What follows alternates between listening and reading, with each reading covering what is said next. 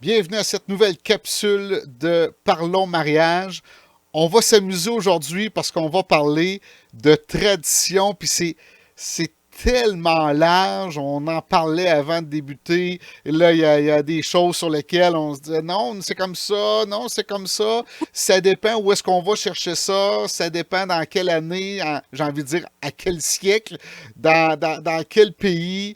Mais on va s'amuser un petit peu parce qu'on va même parler de tradition italienne, entre autres. Un petit peu. On va l'effleurer un petit peu parce qu'on veut vous donner du contenu, on veut vous parler de tradition aujourd'hui pour aller toucher le plus de gens possible. Donc, on va y aller avec les traditions de base, puis si jamais on veut y aller plus loin puis en sortir d'autres, parce qu'on pourrait faire quand même 1 heure facilement là-dessus, Mhm. bon, on fera une autre capsule tout simplement, vous nous le direz dans les commentaires, vous nous écrirez pour nous dire si vous en voulez plus. Exact. Et Comment lorsqu'on parle de tradition, il faut faire attention à vous de choisir si vous voulez les faire ou non. Moi, j'ai envie de dire que j'aimerais mieux avoir un mariage qui a aucune tradition qu'un mariage qui a toutes les traditions. exactement, puis il faut commencer par savoir ce qui nous rejoint, ce qui nous rejoint pas, si on le fait pour faire plaisir, si on le fait parce que ça nous tente, puis comme tu le dis, tant qu'à faire des traditions pour faire des traditions qui vont brimer le mariage, qui vont ternir votre mariage, qui vont vous causer du stress, aussi bien pas en faire du tout. Moi, j'en ai qui me tiennent à cœur parce que j'aime la signification, mais je les ferai pas si ça, c'est pour nuire à toute ma journée et ma soirée. Mais certainement, il y a des petites choses qui me tiennent à cœur, comme toi, probablement, il y a des choses que tu aimes qui. On pourrait peut-être dire nos préférés tantôt. On pourrait peut-être Ouais, finir c'est avec bon, nos. ok, parfait. C'est bon. Puis là, il ne faut pas oublier que selon les provenances, selon les pays d'où ça nous vient, selon les années d'où ça nous vient, selon, j'ai envie de dire, selon les religions aussi, ça peut varier un petit peu. Donc, on va peut-être vous dire des choses, vous dites, ah, moi, j'ai entendu ça de telle façon, mais on a quand même fait nos recherches là-dessus, puis je pense que vous allez aimer ça. Oui, c'est une capsule bien, bien préparée et bien recherchée. Ça serait le fun qu'on échange avec vous sur différentes traditions. Ça, on aime ça. Je Ouais. pense qu'on c'est une belle capsule qu'on avait hâte de faire. On en a déjà parlé dans d'autres directs qu'on a fait, mais là, on a ressorti des traditions qui reviennent régulièrement. Et je commencerai par parler des showers de mariage, OK, des allons-y avec ça. enterrements. Les showers de mariage, tout simplement, ce qui est une tradition qui date de quand même longtemps. Là, j'ai pas les dates précises, je suis pas bien bonne dans les dates, mais la tradition se veut de faire un shower un peu comme le shower de bébé. Aujourd'hui, c'est un petit peu plus le party de fiançailles. Les gens vont célébrer peut-être en couple, justement, pour célébrer tout ça, puis annoncer le mariage, puis profiter, puis faire un petit party avant le mariage. Mais souvent, ça va être fait 1 an ou quand il y a 1 an avant ou quand il y a eu la demande, peut-être quelques temps après. Mais anciennement, le shower, puis il y en a encore qui le font aujourd'hui, mais on le voit de moins en moins, mais c'était la tradition de faire un shower pour offrir des cadeaux. C'était le moment d'apporter votre toaster, votre batterie de cuisine, votre set de fondue, vous amenez ça pour offrir ce présent-là aux mariés. Et c'était un party qui était souvent fait uniquement avec la mariée et la famille, les proches, parce que ben c'est elle qui recevait les cadeaux pour monter son trousseau qui allait donner lieu à une future maison après le mariage. J'ai déjà vu C'est une ça, moi, tradition. dans ma famille, mes parents, là, il y a des photos lorsqu'ils se sont mariés. J'ai vu les photos, je ne l'ai pas vu en vrai parce que je n'étais pas là encore, mais dans le salon de mes grands-parents, avec tout le kit, là, le blender, le toaster, puis tous les appareils électroménagers, parce que eux, ben, ils partaient dans une nouvelle vie, s'en allaient dans une nouvelle maison, donc c'était un besoin. Ça, on s'entend que ça a changé un petit peu. Ça a changé un petit peu. Mes parents aussi ont fait ça jadis, il y a une trentaine d'années plus tôt. Et effectivement, c'était ça. C'était des cadeaux qui étaient offerts. Puis je pense pas qu'il y avait des listes. Tu sais, aujourd'hui, on est bien. Là, on a Facebook, on peut faire des listes de n'importe quoi. Je pense que dans le temps, il y avait quelques cadeaux qui sortaient en double puis en triple. Fait que ça donnait des beaux parties quand même. Mais aujourd'hui, je pense que c'est plus des petits parties vite fait, bien fait. On célèbre, on a du fun, on prend un verre, on mange, puis on s'amuse pour officialiser l'engagement qu'est le mariage et les fiançailles.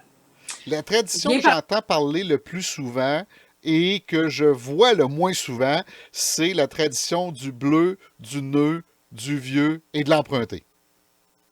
Tu le vois pas souvent? Non, moi je ne le vois pas souvent. Ah, mais moi, je le vois tout le temps. Ou j'y porte pas attention, là, peut-être. C'est ça. Moi, c'est sûr que je vais être dans les étapes avant la soirée. Fait que souvent, j'ai un petit peu plus conscience de ces étapes-là parce que je vois la mariée s'habiller. C'est souvent, cette tradition-là, c'est la mariée qui le porte. Donc, de porter le bleu, le nœud, le vieux, quelque chose d'emprunté, bien, la mariée, nous, on le sait parce qu'on est là pendant les images, mais je pense pas que pendant la soirée, on le voit régulièrement, à part pour la jarretière, qui est peut-être souvent quelque chose de bleu. Ah, c'est Parce pour que ça tant que les qu'à... jarretières sont tout le temps bleues. Ben, il y a souvent du bleu après parce que ça va avec la symbolique aussi, mais c'est aussi que si c'est pas une couleur que tu as choisie dans ton mariage, ça se cache bien sous la robe. C'est Parce ça. que, Puis on va en parler de la jarretière aussi parce que ça en a une autre tradition. Ça, cette tradition-là du bleu, du nœud, du vieux et emprunté, ça date du 12e siècle. Là. Ça fait très, très, très longtemps. Et chaque critère représente quelque chose. Entre autres, le bleu représente la fidélité. Donc, quand tu portes quelque chose de bleu, ça veut dire que tu vas être fidèle à ton mari. exact. La fidélité, la chance, le bonheur. C'est tout le contraire du jaune. Parce je vais peut-être en glisser quelques mots, mais le jaune serait malheureusement la symbolique de l'infidélité. Donc, elle n'a pas porté à son mariage si on se fie aux traditions et aux coutumes et qu'on est superstitieux un petit peu. Le nœud aussi, au niveau de l'aspect qui est nœud, c'est souvent l'élément qui est le plus facile à trouver. C'est quelque chose qui symbolise de se tourner vers l'avenir, la nouvelle vie des mariés, qui est, tu sais, nœud, à peu près tout ce que vous avez à votre mariage est nœud, fait que c'est quand même assez simple d'avoir quelque chose de nœud à son mariage. Sinon, ben bravo d'avoir tout trouvé en usager. Mais c'est ça, c'est comme d'ouvrir la porte vers la nouvelle vie des mariés. Je pense que c'est la symbolique principale. Là, ça apporte aussi. Il y a toujours la fameuse phrase qui est la chance, le bonheur, l'amour, le Exact, succès, mais exact. la principale symbolique du nœud, je crois que c'est vraiment l'avenir, de se tourner vers Le l'avenir. vieux représente la continuité, donc la continuité du couple, de la famille, tout ça. Oui, puis l'emprunter, bien souvent, c'est quelque chose qui est emprunté à sa famille. La mariée va souvent porter un vieux bijou de famille ou quelque chose qui a été porté de génération en génération, mais c'est ce qui la rattache un peu à son lien familial, à son ancienne vie, en fait, à son histoire de famille, Oui? finalement. C'est souvent OK. ça, mais ça peut être à n'importe qui aussi. Tu as parlé de couleur, puis j'ai envie de débuter par la couleur, le blanc. Pourquoi que la robe, elle est blanche?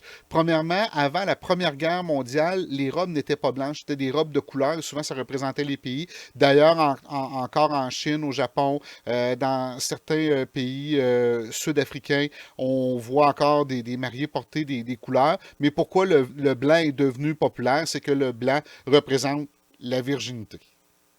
Oui, la pureté de la mariée. Puis Voilà. il y a eu une pause entre ça. Si je me trompe pas, il y a eu. Le blanc était porté. Il y a eu une pause pendant la Première Guerre. Puis là, ils ont porté vraiment des couleurs. Puis après ça, c'est revenu C'est le blanc. revenu, Il y a c'est eu ça, quelque chose. exact.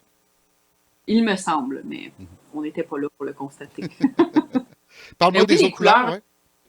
Ben, il y a le blanc. J'ai sorti une petite liste là, juste pour les couleurs comme bien primé dans les mariages. Le rouge, c'est toujours l'amour, la joie.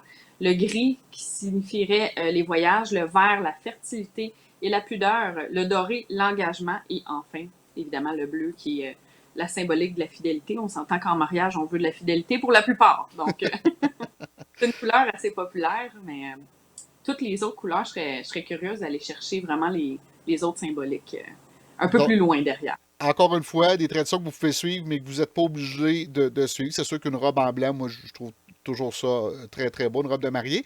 Mais il y a une tradition qui, on voit encore aujourd'hui, et là, c'est peut-être mieux pas de ne pas savoir pourquoi il y a cette tradition-là. Je te parle de celle du voile.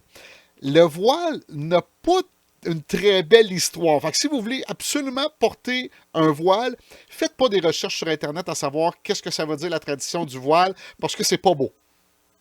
Non, si vous le portez, c'est parce que c'est beau finalement. On le porte Oui, parce qu'on trouve ça joli. Mais je j'ai pas toute l'histoire précise, mais si je me souviens bien, c'est en lien avec le fait que le marié ben, il y a deux symboliques, hein. Il y a la symbolique de cacher le visage de la promise, oui. qui était dans les mariages souvent arrangés. Puis ben c'était pour éviter, tu sais, pour cacher un peu le visage à la personne qui allait se marier. pour éviter que le mari refuse sa femme. Puis en tout cas, il y a cette symbolique-là. Si Il je avait me le droit trompe pas, d'enlever le voile juste une fois que les vœux étaient dits. Fait que là, il pouvait pas reculer. Là, il dévoilait la fille, puis là, il était prêt avec. il était prêt avec. Belle, pas belle, à C'était son goût, pas effrayant, à ça. son goût. C'est Mais il y a ordinaire, mais pire il y que avait aussi, ça. Il y a pire que ça concernant le voile. oui, il y avait l'affaire de kidnapping, hein. Oui, C'est exactement. Donc, lorsque les gars voulaient se marier, ils allaient dans un autre village, exemple, puis ils allaient chercher une fille et ils voilaient la fille pour pas qu'elle reconnaisse son chemin. Et lorsque il arrivait au mariage, ben là, il dévoilait son visage pour dire, OK, ben regarde, c'est moi ton mari, puis là, voici ta nouvelle demeure et la famille et tout le kit. ça. C'est un peu. On n'est plus là en 2020. Non. C'est un petit peu délicat. Fait que faites-le pas pour ça, s'il vous plaît. Faites-le pour la beauté du voile. Puis aujourd'hui, il y a une nouvelle symbolique qui a été amenée, je crois. En tout cas, moi, je le vois comme ça, mais c'est vraiment ceux qui portent vraiment le voile. Il y en a qui le portent complètement derrière la tête pour le look, mais il y en a qui le portent devant le visage, puis qu'arrivé en avant à l'hôtel, Mhm. le père va enlever le voile pour un peu la symbolique de remettre sa femme à son nouvel époux, Exactement. sa Surprise! nouvelle femme. Surprise, mais il l'a déjà vu. Fait que c'est un petit peu symbolique. C'est plus On, émouvant que dans le temps. voilà. On va passer rapidement sur le chapelet sur la corde à linge parce que c'est très religieux, ça représente souvent certaines religions. Moi, j'ai envie de dire que c'est la seule tradition que je trouve le fun de faire, dans le sens, pour la raison, on dit que ça amène une belle température, donc tu mets ton chapelet sur la corde à linge, on le fait même outre les mariages, mais c'est une tradition qui est simple à faire, puis moi, si j'avais à me marier, je le ferais, mais pour le fun. Ben, ça, c'est une de mes traditions préférées parce que dans le temps, la symbolique, c'était le rôle de la mère d'appeler la température, tu sais, de Voilà. commander la belle température pour le mariage. On le fait encore chez nous. Tu sais, à la blague, mais en même temps pas à la blague, parce que ma grand-mère, quand on voulait pas qu'il pleuve, on lui demandait tout le temps, ça arrête la pluie. Puis on le fait encore aujourd'hui. Fait que probablement que c'est une symbolique que je ferais. Tu sais, je demanderais à ma mère d'aller accrocher le chapelet à la corde à linge. Je me ferais poser une corde à linge juste pour pouvoir l'accrocher pour être sûre pour le beau temps. Mais c'est une superstition, mais en même temps, c'est une belle tradition qui amène une symbolique à la belle journée qu'on peut avoir. Puis faut pas non plus penser que parce qu'il pleut à son mariage, ça va faire un mariage malheureux. Hein? Le chapelet est accroché parce qu'on espère du beau temps, parce qu'on le souhaite. Mais si ça ne fonctionne pas, ne soyez pas malheureux, ne soyez pas craintif de cette superstition-là. C'est, c'est comment qu'ils disent mariage pluvieux, mariage heureux. Ouais, mais ça, faut faire Donc, attention. On dit mariage pluvieux, mariage heureux, mais le pluvieux ne représente pas la pluie, mais représente l'âge. Donc, lorsqu'on dit que des gens qui sont plus âgés se marient, on dit que c'est un mariage heureux. Ça n'a aucun rapport avec la pluie, mais on s'amuse lorsqu'il pleut en disant mariage pluvieux, mariage heureux, mais c'est pas supposé avoir un lien avec la température. ah ouais, je savais même Ouais. pas celle-là. Quelque On s'amuse, chose. là, j'ai envie de t'emmener dans la soirée, parce que dans la soirée, il y a deux traditions qu'on voit souvent, qui est le lancer de la jarretière et le lancer du bouquet. La jarretière, encore une fois, c'est pas nécessairement une histoire super le fun. Dans le fond, écoute, ça servait à tenir les bas là, des dames dans l'ancien temps, avant les porte-jartelles. Donc, ça servait un peu de porte-jartelle. Mais il y a eu des traditions, lorsqu'on parlait de la jarretière, de la remise de la jarretière. Donc, le mari l'enlève, puis il la lance. Mais en réalité, la vraie tradition de retirer la jarretière, c'est que la mariée, lors de son mariage, montait un petit peu la robe et montrait la jarretière et les gens misaient pour aller enlever la jarretière. Donc, tu pouvais avoir un mononcle qui disait « Moi, je donne 100 pièces puis un autre qui disait 120, l'autre qui disait 150. Puis là, celui qui misait le plus devait donner le montant au marié, mais ça lui donnait le droit d'aller retirer la jarretière avec ses dents. Ben voyons donc. Ouais. Là, Ah, c'est la sûr connaissance. que on est content que la tradition a changé un petit peu parce que c'est le gars qui va enlever la jarretière, mais la vraie tradition originale, c'était celle-là. Comme le lancer du bouquet, le bouquet représente la fertilité. Donc, lorsqu'on lançait le bouquet, c'était pour partager. En fait, au début, on le lançait, puis il se défaisait, puis on prenait chacun un petit morceau. Donc, on partageait la fertilité à l'intérieur de la famille. Ça, c'est des traditions qu'on voit encore un petit peu, tu sais, ça dépend des régions, j'ai envie de te dire, moi je me promène un peu partout à travers le Québec pour animer des mariages. Lorsque je suis peut-être du côté de la Beauce, du côté de la Mauricie, centre du Québec, Québec, on les voit un petit peu plus. Dans le nord, Abitibi, Gaspésie, des choses comme ça. Lorsqu'on est plus dans la région de Montréal, lorsqu'on s'en va peut-être au nord de Montréal, Tremblant, Laval, tout ça, c'est moins utilisé. On la voit un peu moins sur cette tradition-là ou ces traditions-là. Mais ça, c'est à votre choix. Moi, j'aime bien inventer des petits jeux pour la remise du bouquet de la jarretière, des animations différentes. Mais la tradition, encore là, est-ce qu'on est obligé de le faire? La réponse est non. Pour le lancer, tu veux dire? Le Ouais, lancer du exact. bouquet? Ben, on le voit ou on le voit plus tard ou on le voit plus tôt parce que c'est fait pour être fait. C'est peut-être moins symbolique qu'en région. Moi, je l'ai vu quand même pas mal, le OK. lancer du bouquet, mais fait justement de façon différente. Je le vois de moins en moins juste le lancer traditionnel. Parce que ça le Euh, brise. ben, ça le brise ou tu sais, il y a un autre bouquet souvent qui est fait pour le Ouais. lancer du bouquet, un plus petit bouquet parce qu'il coûte moins cher puis ça fait moins de peine de lancer son super beau bouquet de mariée, j'imagine qu'on veut garder par la suite. Mais il y a aussi la symbolique des fleurs dans le Oui. bouquet qui est important. Parce que, sans aller dans le détail, on sait que les fleurs ont une signification.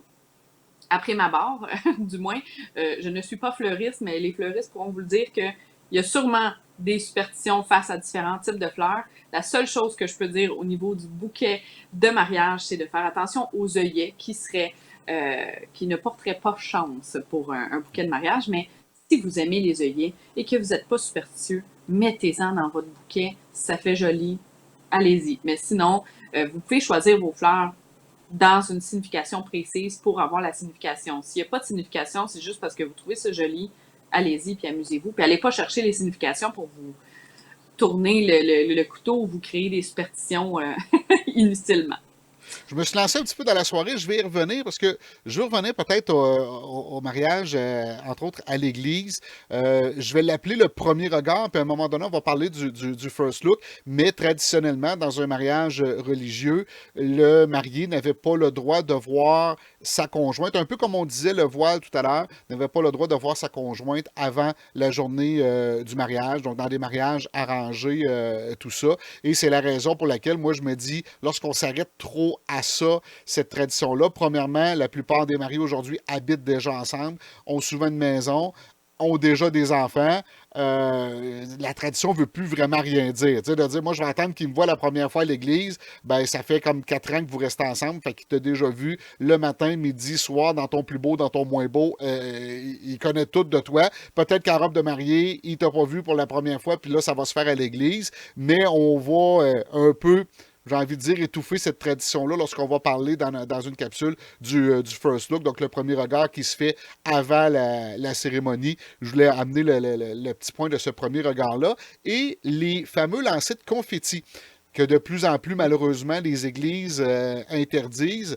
Au début, c'était un lancer de céréales. C'est devenu un lancer du riz. Il y a eu un lancer de pétales. On l'a fait avec des papiers aussi. Là, ça revient des pétales parce qu'on dit que c'est un petit peu plus naturel. Donc, ça représente la prospérité et la fertilité. Et ce qui est le fun là-dedans, moi, ce que je trouve le fun, c'est que lorsqu'on lance des confettis, que ce soit du riz, des pétales ou tout ça, souvent, lorsque les mariés se retrouvent à leur nuit de noces, ils vont se rappeler ce moment-là parce qu'ils vont retrouver des morceaux de riz et de confettis, surtout dans les coiffures des filles, vont trouver j'ai du Oui. riz ou j'ai des pétales ou j'ai des confettis dans les cheveux. Donc, ça fait un petit rappel qui est quand même intéressant. Donc, lorsqu'on parle de tradition, de dire de lancer ça à la sortie d'église, je la trouve intéressante. Je trouve ça mignon. C'est sûr qu'après ça, pour les photos, c'est moins le fun d'avoir des confettis et des Ça graineries veut partout, dire que mais ça serait le là, fun s'ils pouvaient prendre les photos avant? ça serait le fun, OK, on mais va en pas parler. toujours. On en rejase. Non, mais c'est une belle tradition, effectivement. Puis c'est beau, tu sais, les photos à la sortie de Oui. l'église, lorsque tout le monde lance des affaires dans les airs, c'est que ça soit les confettis, que ça soit les graineries, c'est vraiment joli. Puis, tu sais, les gens, là, quand vous lancez, si vous avez la chance de pouvoir lancer, parce que là, il y a aussi les bulles, maintenant, les gens souffrent des Oui, bulles, un c'est peu vrai. dans cette essayez de pas viser le visage des mariés, tu sais, parce que des fois, c'est pas le fun de recevoir une poignée de riz dans le visage. Ouais, en effet. Je pense que tu voulais me parler des vœux aussi. Les vœux, ben en fait, la symbolique générale des vœux, c'est aussi de se promettre. Je pense aujourd'hui, c'est beaucoup plus de se promettre, de se donner, parce que les vœux de mariage, c'est de souhaiter qu'est-ce qu'on veut avoir, qu'est-ce qu'on souhaite à son couple, qu'est-ce qu'on se promet aussi l'un l'autre. Dans l'aspect, souvent dans les mariages religieux, on les voit moins, les vœux de mariage, parce qu'il y a des lectures religieuses qui sont faites pour remplacer un peu cette étape-là. Mais je pense que tu es bien placé aussi pour confirmer l'info en tant que célébrant aussi. Les vœux se font plus souvent au niveau des cérémonies civiles et Oui, c'est un peu la promesse de s'aimer pour toujours et de. On parle beaucoup de l'histoire passée aussi des mariés. Ils se racontent une petite histoire finalement puis ils se promettent quelque chose qui est une symbolique qui date, mais qui n'a pas toujours existé parce qu'avant c'était vraiment des lectures religieuses, si je ne me trompe pas. exact. Exact. Puis moi, les vœux aujourd'hui, je trouve tellement que c'est le point central d'un mariage. Donc, on invite des gens pour dire aux gens, venez participer à notre fête de notre mariage, venez participer à notre mariage. En fait, on invite les gens pour qu'ils viennent nous voir se dire qu'on s'aime et qu'on se promet fidélité pour la vie et pourquoi on s'aime, puis pourquoi plein de choses. Tout ça est fait dans les vœux. Assez, là, j'ai envie de te dire que c'est une des premières questions que je vais poser en tant que célébrant lorsqu'un couple m'appelle. Pascal, je vais demander au couple, est-ce que vous faites des vœux? Puis s'ils me disent non, ben vous pouvez choisir un autre célébrant. Moi, un mariage, pas de vœux, je trouve que c'est pas un mariage. Je vais le forcer énormément. Donc, peut-être la seule tradition où, entre guillemets, j'ai envie de dire que je vais obliger. Donc, si vous voulez faire un mariage, vous voulez pas faire de vœux, appelez-moi pas. Non. Appelez un autre célébrant. Ben, j'ai déjà vu des vœux. Je sais pas qu'est-ce que t'en penses. Moi, j'ai trouvé ça super beau. Il y a eu un first look, comme tu aimes tant. Un first look, les mariés sont partis, puis ils étaient vraiment pas à l'aise parce qu'il y avait des choses hyper personnelles à se Mm. dire euh, pour les vœux. Puis c'était important pour eux autres. Ils voulaient pas juste se donner une lettre. Ils voulaient vraiment se lire un message, un texte. Puis c'était super touchant. Je pense, on était une dizaine de personnes. C'était le silence. Il y avait le cortège. On a fait les photos officielles là, sur place, la famille. Puis les mariés se sont lus leurs vœux en privé pendant le first look. C'était magnifique. Tout le monde sans exception, on avait la larme à l'œil. C'était super touchant. Mais ils ont fait leurs vœux de cette façon-là. Ils se sont lus deux, trois phrases pendant la cérémonie, mais leurs vœux officiels ont été faits en privé avant parce qu'il y avait des choses à dire. Je suis d'accord que c'est un beau moment à partager avec ses invités. C'est une preuve d'amour à faire devant ses invités, mais c'était tellement personnel. Puis les mariés voulaient tellement que ça se fasse d'une belle façon, que ça soit bien fait. Je me dis, tant qu'à ne pas en faire, faites-le en privé, de la façon qui vous convient.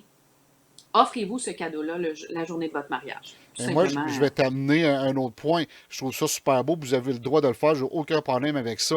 Mais pourquoi vos invités n'ont pas droit à ça?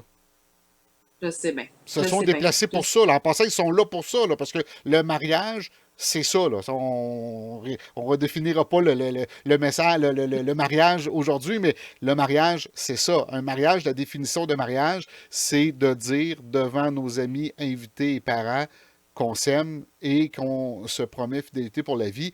Fait que si tu le fais en privé, ben invite pas tes invités. Tu sais, moi, je le vois comme ça. Je suis peut-être vieux jeu, là, mais je le Mais vois comme ça. Puis comme tu dis, ça a été le plus beau moment de la journée.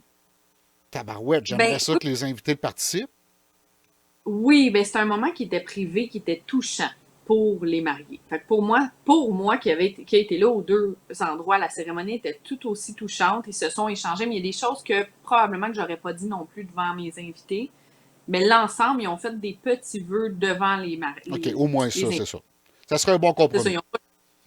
non, c'est ça. Mais les choses plus privées, c'est comme ceux qui s'écrivent une lettre le matin du mariage puis qui se la remettent, ben c'est un peu le même principe, mais là, ils l'ont Voilà. fait un devant l'autre. Fait que de faire un peu les deux, de se promettre quand même un l'autre, puis de pas juste écouter les lectures officielles qu'on écoute plus ou moins lors d'une cérémonie, là, c'est important. C'est C'est bon. important de se OK. parler.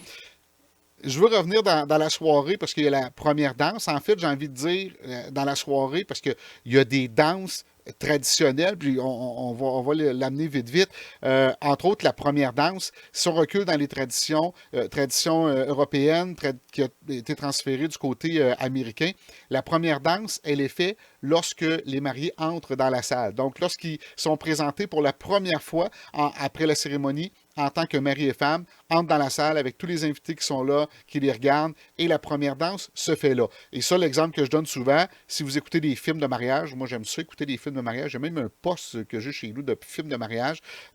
Si vous regardez ce moment-là, la première danse se fait avant le début du repas, et par la suite, entre les services, ben là, vous avez la danse avec la fille qui danse avec son papa et un autre service, et par la suite, le papa qui danse avec sa maman. Ça, ce sont les danses officielles, et d'un fois, on entend parler de la danse des mariés, qui est très différente. Ça, c'est une danse qu'on voit un petit peu moins.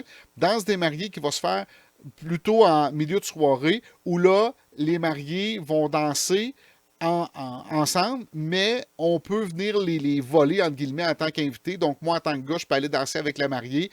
En échange, je débourse un petit quelque chose, et ça leur permet d'avoir cet argent-là pour, logiquement, là, la vieille tradition, c'est leur voyage de noces. Donc, moi, j'ai déjà vu, là, dans les vieilles traditions, puis je l'ai déjà vu, que les mariés dansaient ensemble, les gens payaient, et ça va aller plus loin que ça. Lorsque la danse des mariés était terminée, c'était pour indiquer la fin, et les mariés partaient à leur voyage de noces. Donc, souvent, ils changeaient, ils étaient déjà changés, ils étaient prêts à partir, ils embarquaient dans leur voiture avec les canettes, puis nouveaux mariés, tout le kit.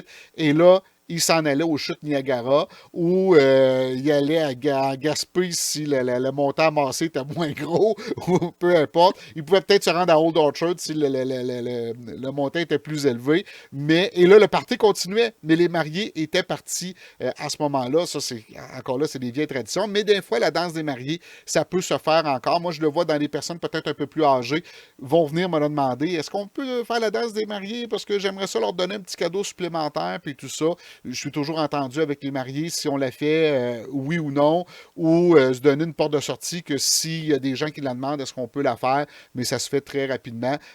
Aujourd'hui, les mariés ont peur de passer pour des quêteux, entre guillemets. Fait qu'il faut que ça soit bien présenté, mais de la façon moi je l'amène, de la façon que c'est présenté, habituellement, les mariés acceptent si c'est demandé. Si c'est pas demandé, on passe par-dessus tout simplement.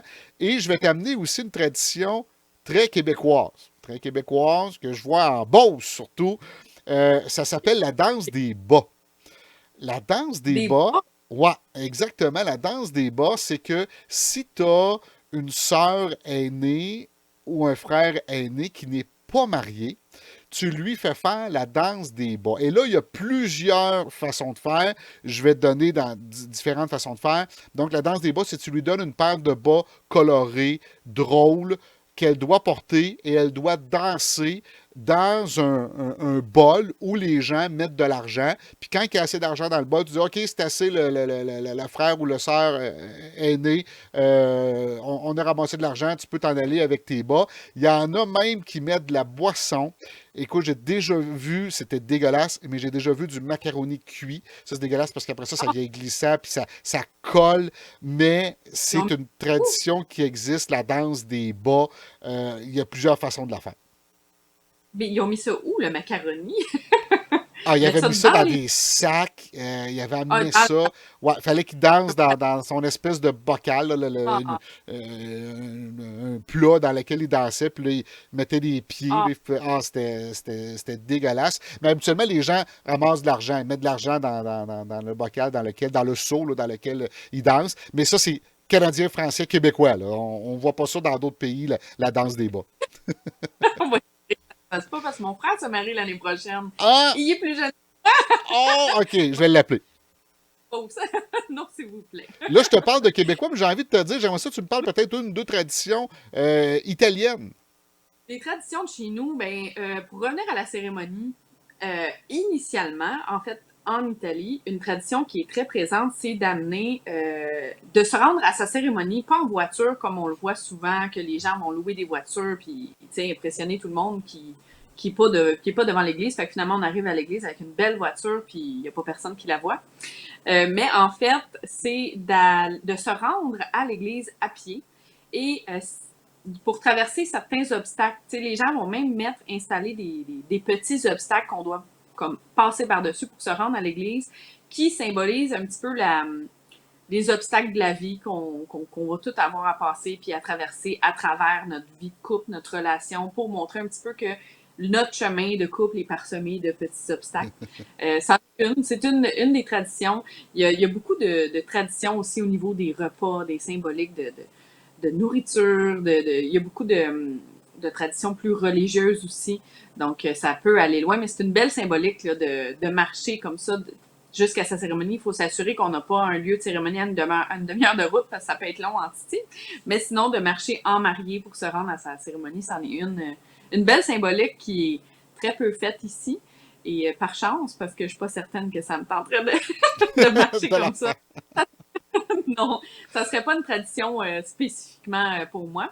Mais parlant de cérémonie, il y a une tradition que, ben, un peu cérémonie, mais un petit peu, tu sais, des fois, on se demande quoi faire à nos parents dans les mariages, puis c'est une tradition qui peut peut-être vous parler. Le rôle du père, on en a parlé tantôt, c'est aussi de remettre sa fille en mariage. Mhm. Il y avait aussi comme rôle par le passé de construire le coffre de cèdre qui Ah, accueillait les cadeaux de trousseau, souvent pour le mariage ou pour le shower de mariage. Bien sûr, aujourd'hui, ben, ça va être un rôle un peu plus de témoin, d'apporter sa fille en avant de l'église. Puis la mère, c'était justement de commander la la, la, température. la température, mais il y avait aussi comme rôle de préparer les bonbonnières. Tu as Mhm. peut-être déjà Oui. reçu ça dans un mariage, bonbonnières avec les amandes, puis c'était comme le rôle de la maman de préparer le présent qui serait remis aux invités. Mhm. Puis même dans ma famille, ma grand-mère préparait des gros repas. C'est elle qui avait préparé pour le mariage de ma mère initialement tout le brunch, c'était pas un brunch, mais c'était tout un gros buffet avec plein de bouffe, plein de plats pour tous les invités. C'était la maman qui préparait ça pour les invités. Fait que je suis pas certaine si c'est pas une tradition italienne, mais ça fait partie des traditions qui sont encore vues. Maintenant, ben, c'est évidemment très rarement des amendes qui sont remis. Là. Je sais pas le titre, je pense que c'est des barrés. Ah, ben Le moi, j'avais nom les de la bonbonne bonbonnières, là, ouais, c'est correct. avec du bonbon, puis même il y Ouais, avait ça dans les baptêmes, bonbons de couleur. Fait que ça aussi, c'est une tradition qui se voit différemment parce que maintenant, c'est les cadeaux d'invités tout de simplement. toutes sortes. Et signe que les temps Ma- changent, la tradition oui, avec le papa aussi, c'était lui qui payait pour le mariage. Fait que oh je ne oui, sais pas si vous avez choisi votre tradition préférée, celle que vous allez faire ou ne pas faire, mais comme je vous dis, mieux vaut un beau mariage sans tradition qu'un mariage affreux avec toutes les traditions. effectivement. Parce que sincèrement, si on devait faire toutes les traditions qui ont été énumérées aujourd'hui, on, on serait juste concentré là-dessus, mais on On va serait même virer pas fou. concentré. Oui, on ne profiterait pas de la journée. Mais quelle est ta tradition préférée dans ceux qu'on a nommés aujourd'hui? Ben moi j'ai envie de dire les vœux vu qu'on a parlé des vœux. Oui. Ouais. Outre les vœux, pour ne pas répéter, moi j'aime beaucoup la tradition du chapelet, mais j'irais probablement pour la première danse. La première danse, c'est certain que ça serait quelque chose à faire. Et de la vie, Sur ce, cette première danse avec les parents et tout. oui, Voilà. oui, parce que c'est un beau moment, puis souvent c'est fait rapidement, puis on en reparlera peut-être dans une capsule là, Mhm. qu'on parle de soirée, de, de DJ justement, mais des fois c'est garroché. Puis tant qu'à le faire garrocher, aussi bien pas le faire du tout parce que ça enlève la magie du moment. Voilà.